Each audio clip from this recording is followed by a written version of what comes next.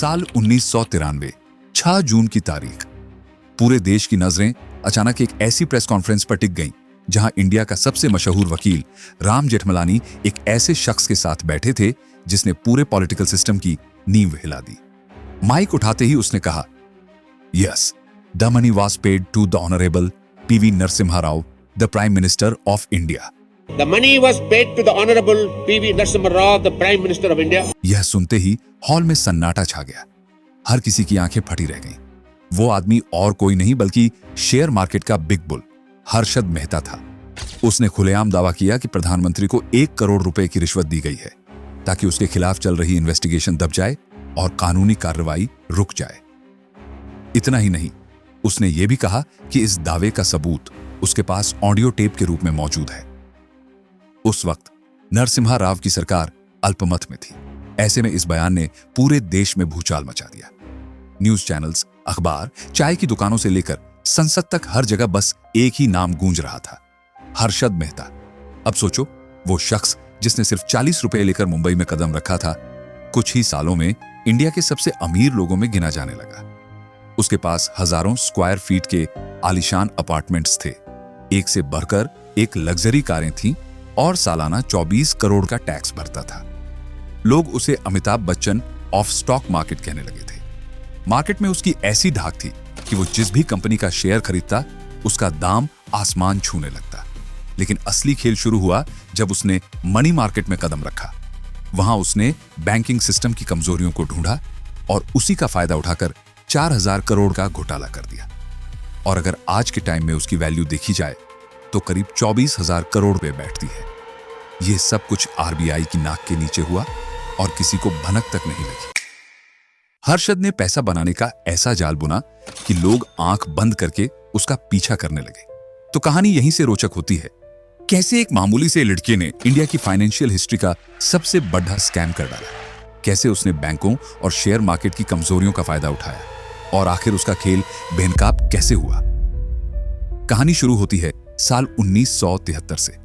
रायपुर का 18 साल का लड़का हर्षद मेहता अपनी जिंदगी से मायूस, पिता का बिजनेस बर्बाद, सेहत बिगड़ती हुई और घर की हालत दिन ब दिन खराब होती जा रही थी।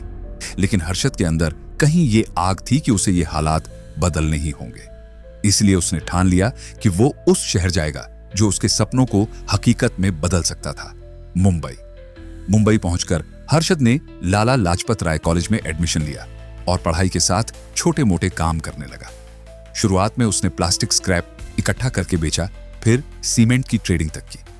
कई बार पैसों की कमी की वजह से खुद कंधे पर सामान उठाकर डिलीवरी करता। धीरे धीरे उसका पूरा परिवार भी रायपुर से मुंबई शिफ्ट हो गया। कॉलेज खत्म होते ही साल 1977 में हर्षद को न्यू इंडिया एश्योरेंस कंपनी में क्लर्क की नौकरी मिली। सैलरी थी सिर्फ 6,600 रुपए सालाना। उसका भाई अश्विन मेहता भी आईसीआईसीआई में काम करने लगा। दोनों भाई नौकरी के साथ साथ छोटे मोटे बिजनेस भी ट्राई करते रहे, लेकिन बड़ी कामयाबी हाथ नहीं लगी। एक दिन दोनों भाइयों ने फैसला किया, अब और नहीं, अब अपनी किस्मत मार्केट में आजमाएंगे। उस दौर में बीएसई में ट्रेडिंग रिंग होती थी, जहां सारे सौदे हाथ से होते थे। कोई इलेक्ट्रॉनिक ट्रेडिंग नहीं, यहां सिर्फ ब्रोकर और जॉबर को एंट्री मिलती थी। जॉबर का काम होता था अपने क्लाइंट्स के लिए खरीद फरोख्त करना। हर्षद जब पहली बार उस रिंग में पहुंचा तो उसने खुद से कहा, मुझे यहीं खेलना है और जीतना है। लेकिन उसके लिए जॉबर बनना जरूरी था। उसने ब्रोकर पी अंबालाल से बार बार रिक्वेस्ट की, तब जाकर उसे जॉबर का बैज मिला। पर किस्मत ने उसका पहला इम्तिहान वहीं लिया। पहले ही दिन 2000 का नुकसान हो गया। लेकिन हर्षद हार मानने वालों में से नहीं था। उसने कहा, यह नुकसान नहीं, मेरी पहली फीस है। अगले कुछ महीनों में उसने अपनी स्किल्स पर जमकर मेहनत की और जल्द ही मार्केट के सबसे तेज और स्मार्ट जॉबर्स में गिना जाने लगा। उसे समझ आ गया कि असली खेल सिर्फ खरीद बिक्री का नहीं है। बड़े पैसे कमाने हैं तो कंपनी की इनसाइड जानकारी दूसरों से पहले चाहिए। हर्षद ने ऐसे लोगों से रिश्ते बनाने शुरू कर दिए जो उसे कंपनियों के अंदरूनी हालात बता सके। जैसे लेबर यूनियनों के लीडर्स, वो उनसे प्रोडक्शन का डाटा लेता। अगर प्रोडक्शन बढ़ा तो शेयर खरीदे, अगर गिरा या स्ट्राइक होने वाली हो तो पहले से बेचकर बच निकलता। आज इसे इनसाइडर ट्रेडिंग कहा जाता है और यह गैर कानूनी है, लेकिन उस वक्त ये बिल्कुल लीगल था। धीरे धीरे हर्षद सिर्फ दूसरों के लिए ट्रेड नहीं कर रहा था, बल्कि अपना पैसा 1982 तक हर्षद मेहता ने इनसाइडर ट्रेडिंग से अच्छा खासा पैसा बना लिया था और मुंबई में एक बड़े घर में शिफ्ट हो चुके थे। लेकिन हर्षद सिर्फ इसी तक सीमित नहीं रहना चाहते थे। उन्होंने सोचा अब वक्त है एक नई चाल चलने का, और यहीं से शुरू हुआ उनका अगला दांव, पंप एंड डंप। इस टेक्निक में वो किसी अंडरवैल्यूड शेयर की भारी मात्रा खरीद लेते।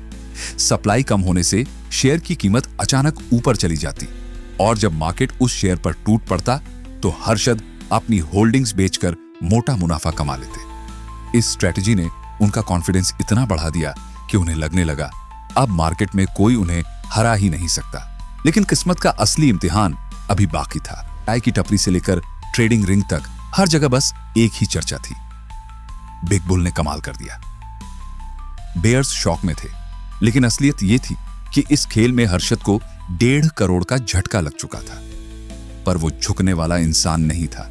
उसने राख से उठकर फिर से अपना साम्राज्य खड़ा किया। ग्रो मोर अब सिर्फ छोटे इन्वेस्टर्स के लिए नहीं, बल्कि बड़े बड़े इंस्टीट्यूशनल क्लाइंट्स के लिए भी काम करने लगी, और देखते ही देखते इंडिया की सबसे बड़ी ब्रोकिंग फर्म्स में शामिल हो गई। लेकिन अंदर से हर्षद बेचैन था। उसने आईने में खुद को देखा और बुदबुदाया, क्यों सारी जिंदगी दूसरों का पैसा घुमाऊं? अब वक्त है कि मैं खुद खेलूं और जीतूं। पैसा भी मेरा, प्रॉफिट भी मेरा। लेकिन इसके लिए उसे चाहिए था पूरी एक नई दुनिया का दरवाजा खोलना, और वो दरवाजा था मनी मार्केट। ये मार्केट आम लोगों के लिए नहीं था। यहां सिर्फ बैंक खेलते थे। 15 दिन के लोन, करोड़ों के ट्रांजैक्शन और गवर्नमेंट सिक्योरिटीज का असली जुआ। लेकिन सबसे दिलचस्प हिस्सा था बैंक रिसिप्ट्स। मनी मार्केट दरअसल बैंकों का अपना छोटा सा खेल था। यहां बैंक एक दूसरे को 15 दिन के लिए शॉर्ट टर्म लोन देते थे। मान लो सिटी बैंक के पास एक 100 करोड़ रुपए अतिरिक्त पड़े हैं और वो उन्हें काम में लगाना चाहता है। दूसरी तरफ बैंक ऑफ अमेरिका को 100 करोड़ की जरूरत है। ऐसे में सिटी बैंक उसे लोन दे देगा। बदले में बैंक ऑफ अमेरिका अपने 100 करोड़ के एसेट्स गिरवी रखेगा, जो आमतौर पर गवर्नमेंट सिक्योरिटीज या बॉन्ड्स होते थे। 15 दिन बाद बैंक ऑफ अमेरिका लोन और इंटरेस्ट वापस करके अपनी सिक्योरिटीज ले लेगा। लेकिन इस खेल में एक छोटा सा ट्विस्ट था। असल में सिक्योरिटीज कभी हाथों हाथ ट्रांसफर नहीं होती थी। उनकी जगह बैंक एक बैंक रिसीप्ट यानी बीआर जारी करता था। यह बीआर उस बैंक का प्रॉमिस लेटर होता था। अगर हमने पैसा नहीं लौटाया तो हमारी सिक्योरिटीज तुम्हारी। इस तरह बीआर पूरी डील को आसान और सुविधाजनक बना देता था। इन डील्स को रेडी फॉरवर्ड डील्स कहा जाता था, और इन्हें करवाने के लिए बीच में ब्रोकर्स होते थे। ब्रोकर्स का रोल सिंपल था, 2 बैंकों को आपस में कनेक्ट करना और इसके बदले मोटी ब्रोकरेज फीस कमाना। और यही हर्षद ने ठान लिया, अब वक्त है इस गेम में उतरने का। मैं भी मनी मार्केट का सबसे बड़ा ब्रोकर बनूंगा। लेकिन किस्मत का असली इम्तिहान अभी बाकी था। 18 मार्च 1982, जिसे बाद में लोग ब्लैक थर्सडे कहने लगे। सुबह मार्केट सामान्य तरीके से खुला, सब कुछ ठीक ठाक लग रहा था। लेकिन दोपहर करीब 2 बजे अचानक शेयर मार्केट ऐसे टूटना शुरू हुआ कि 15 मिनट में पूरा सिस्टम हिल गया। उस सदी का सबसे तेज गिरावट वाला दिन, और नतीजा हर्षद पर 10 लाख का नुकसान। नुकसान इतना बड़ा था कि ब्रोकर का कर्ज चुकाने के लिए उसे अपनी पत्नी की ज्वेलरी तक गिरवी रखनी पड़ी। घर का खर्च कई महीनों तक अश्विन की पत्नी ने उठाया, जो एक फ्रीलांस ब्यूटिशियन थी। लेकिन हर्षद हार मानने वालों में से नहीं था। उसने अपने भाई से कहा, यह खेल खत्म नहीं हुआ है, अब असली वापसी होगी। जून 1982 में दोनों भाइयों ने फिर से मार्केट में कदम रखा।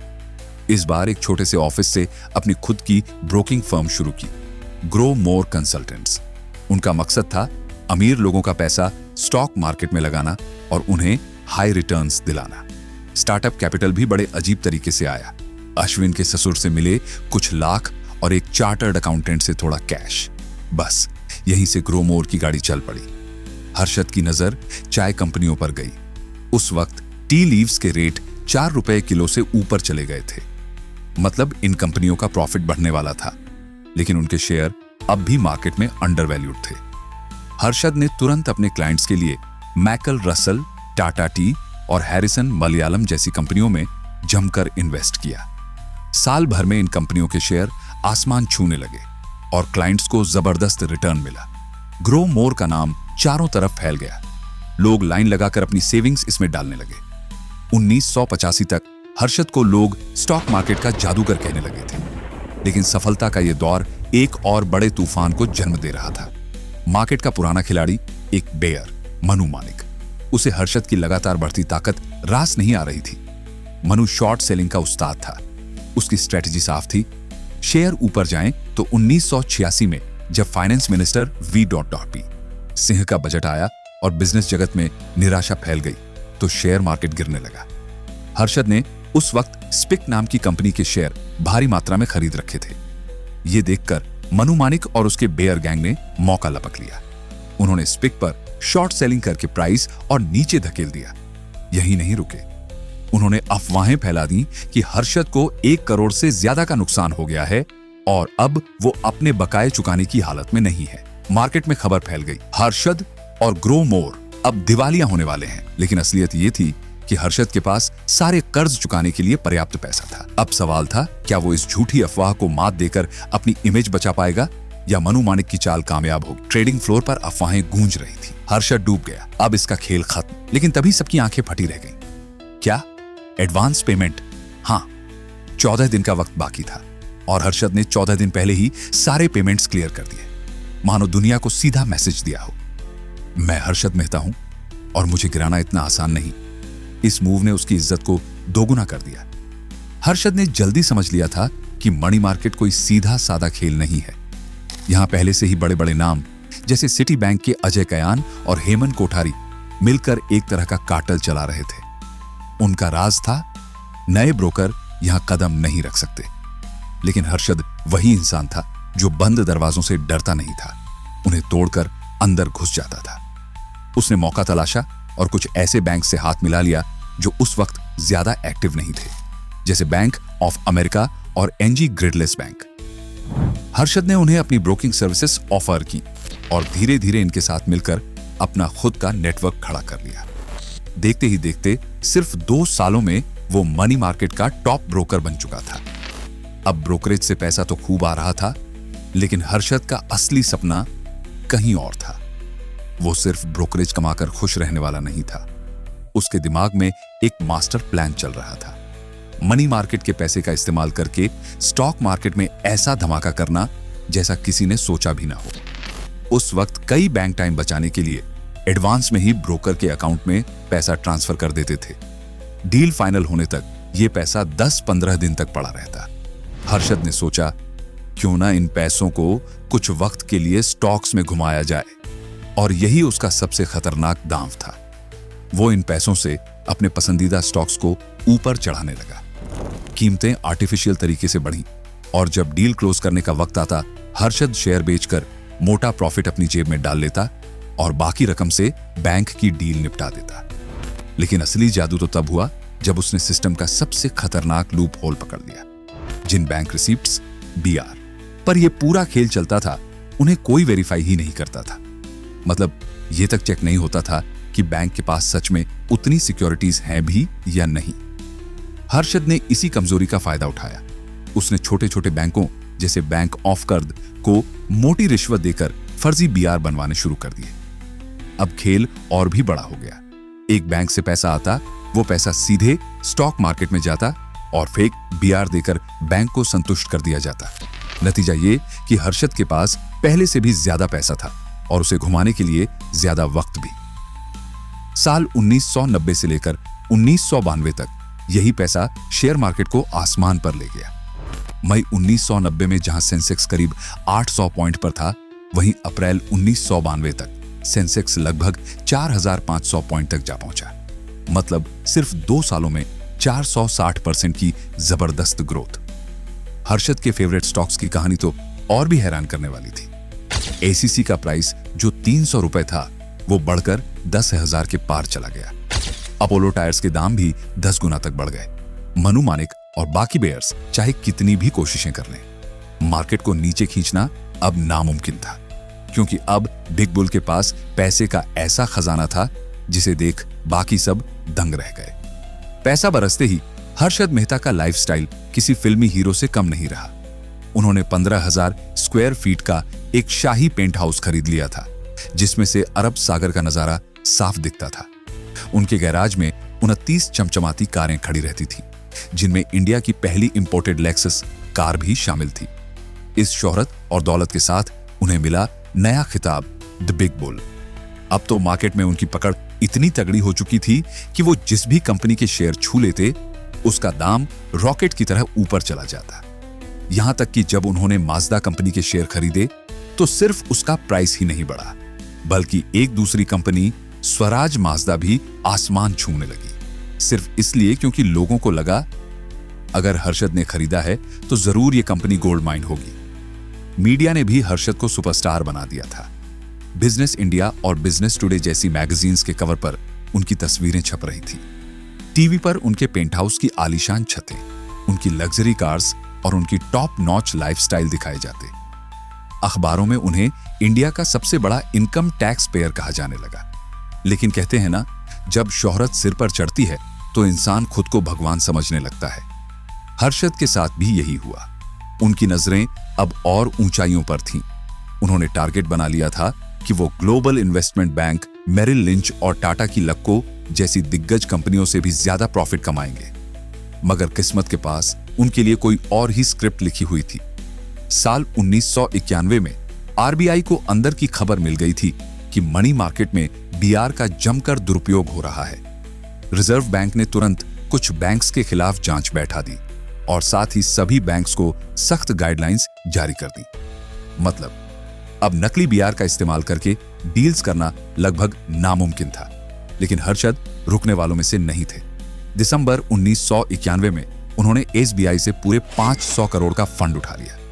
हमेशा की तरह यह पैसा उन्होंने शेयर मार्केट में झोंक दिया और अपने पसंदीदा स्टॉक्स को पंप करना शुरू कर दिया। लेकिन इस बार एक बड़ी दिक्कत थी।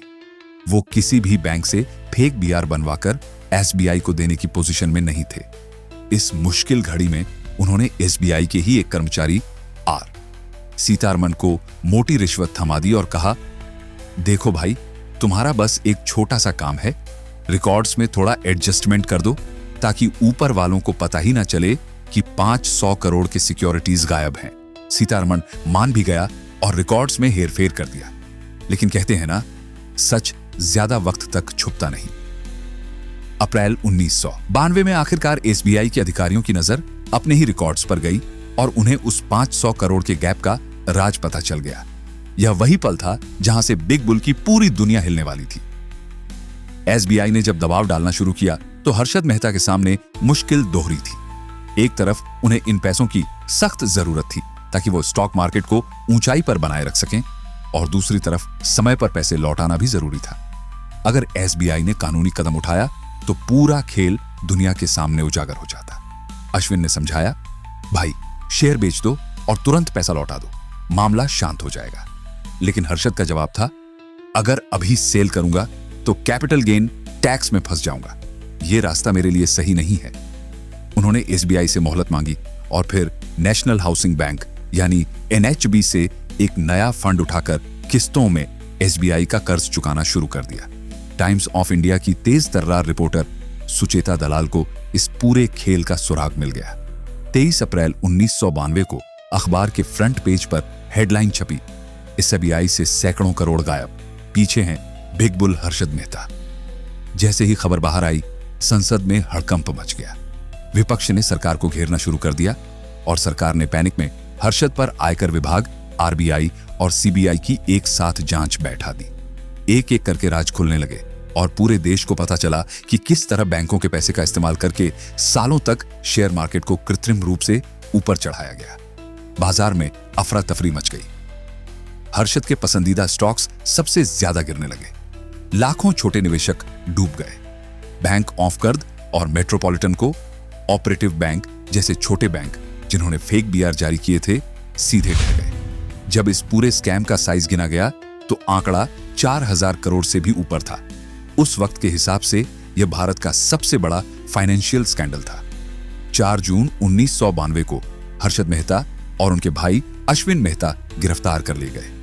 उनके आलीशान घर, बैंक अकाउंट और लग्जरी कारें सब जब्त कर ली गईं। अगला पूरा दशक कोर्ट कचहरी के चक्कर में गुजरा। कभी जेल में, कभी बाहर, हर्षद लड़ते रहे। लेकिन दिसंबर 2001 को सिर्फ 47 साल की उम्र में पुलिस कस्टडी में ही उन्होंने अपनी आखिरी सांस ली। आज उनके जाने के दशकों बाद भी उनकी कहानी उतनी ही विवादास्पद है। कुछ लोग कहते हैं हर्षद सिर्फ एक स्कैमस्टर था, वहीं उनकी फैमिली का मानना है उन्हें उन प्रैक्टिसेस के लिए बलि का बकरा बनाया गया जो उस वक्त मार्केट में आम थी।